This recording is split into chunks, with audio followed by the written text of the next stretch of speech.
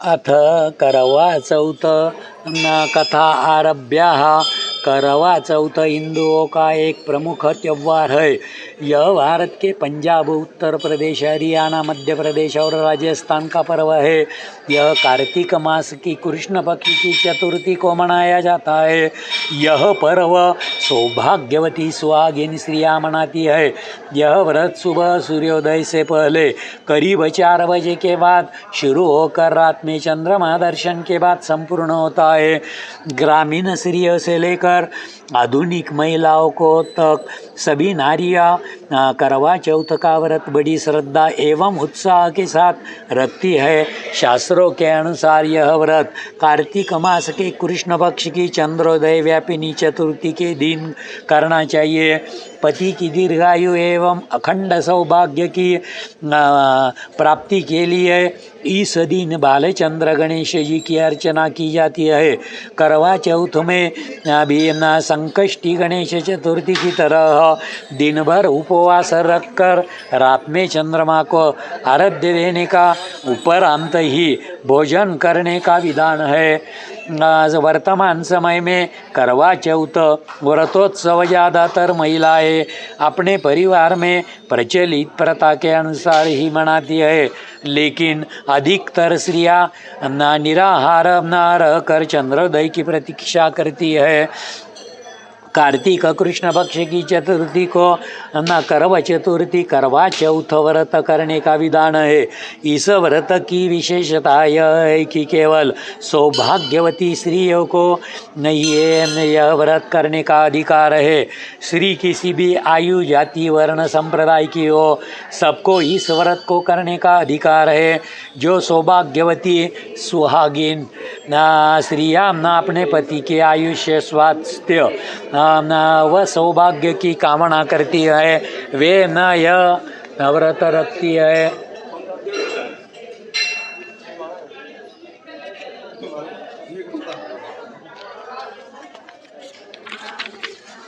यह व्रत 12 वर्ष तक अथवा 16 वर्ष तक लगातार हर वर्ष किया जाता है।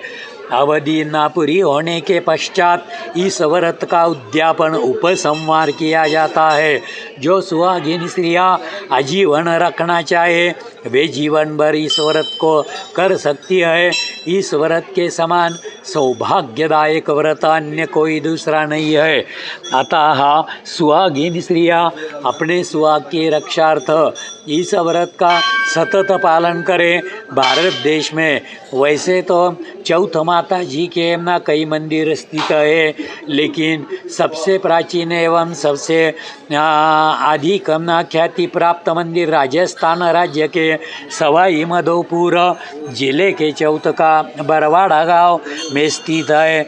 चौथ माता के नाम पर इस गांव का नाम बरवाड़ा से चौथ का बरवाड़ा पड़ गया। चौथ माता मंदिर की स्थापना महाराजा भीम सिंह चौहान ने की थी।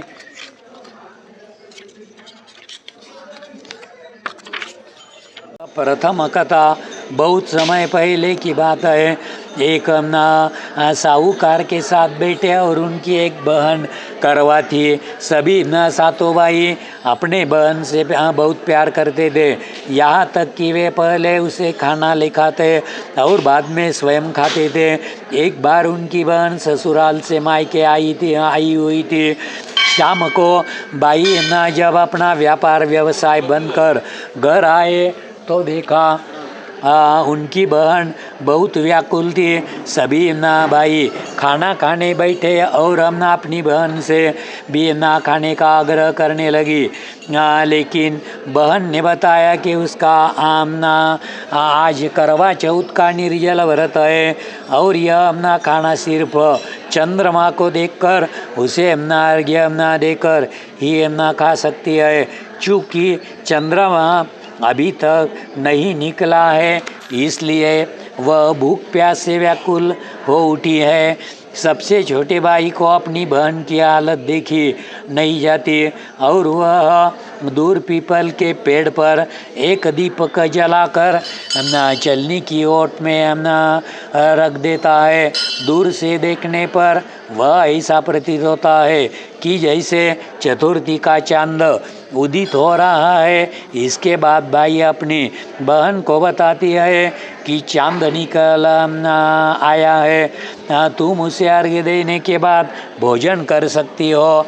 बहन खुशी के मारे सीढ़ियों पर चढ़कर चांद को देखती है, उसे अर्घ्य देकर खाना खाने बैठ जाती है।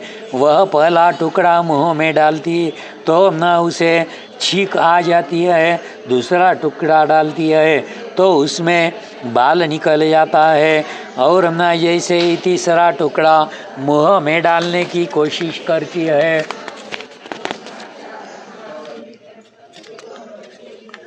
तो उसके पति की मृत्यु का समाचार उसे मिलता है। वह बौखला जाती है। उसकी भाभी उसे ऊंचाई से अवगत कराती है कि उसके साथ ऐसा क्यों हुआ। करवा चौथ का व्रत गलत तरीके से टूटने के कारण देवता उससे नाराज हो गई है और उन्होंने ऐसा किया है। सच्चाई जानने के बाद करवा निश्चय करती है कि वह अपने पति का अंतिम संस्कार नहीं होने देगी और अपने सतीत्व से उन्हें पुनर्जीवन दिला कर रहेगी। वह पूरे 1 साल तक अपने पति के शव के पास बैठी रहती है, उसकी देखभाल करती है, उसके ऊपर उगले वाली सुईनुमा घास को वह एकत्रित कर जाती है। 1 साल बाद फिर करवा चौथ का दिन आता है।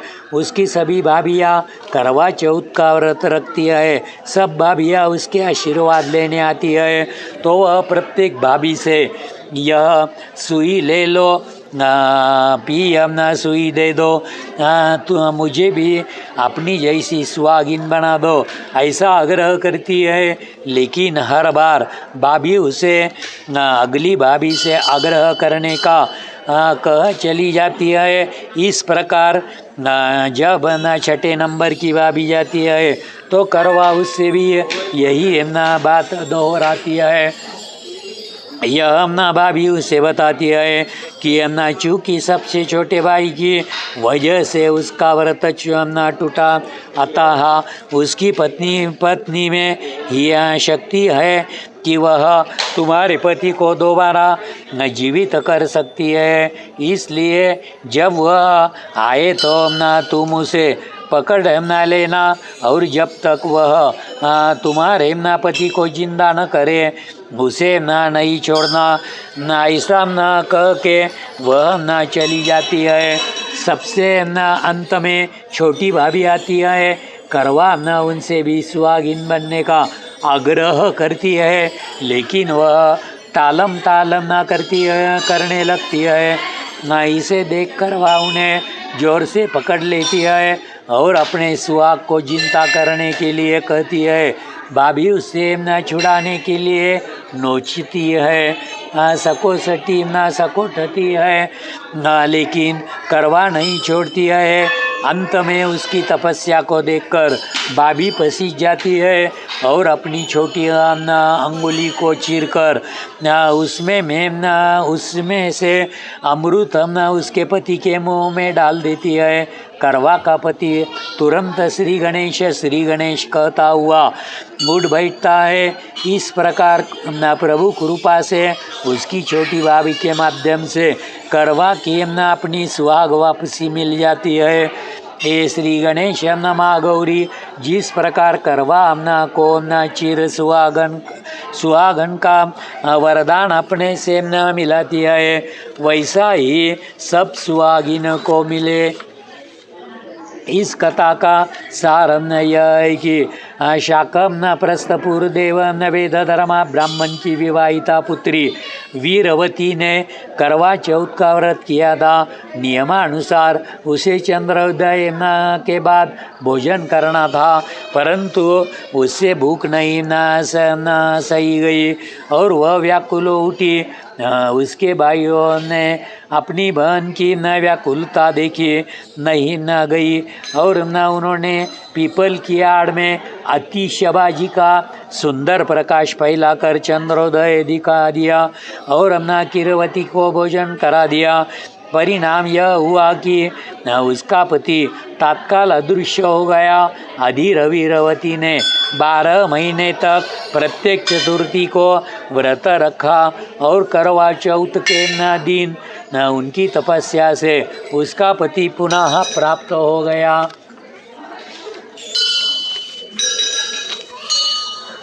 अथ कर्तव्य व्रत कथा समाप्ता।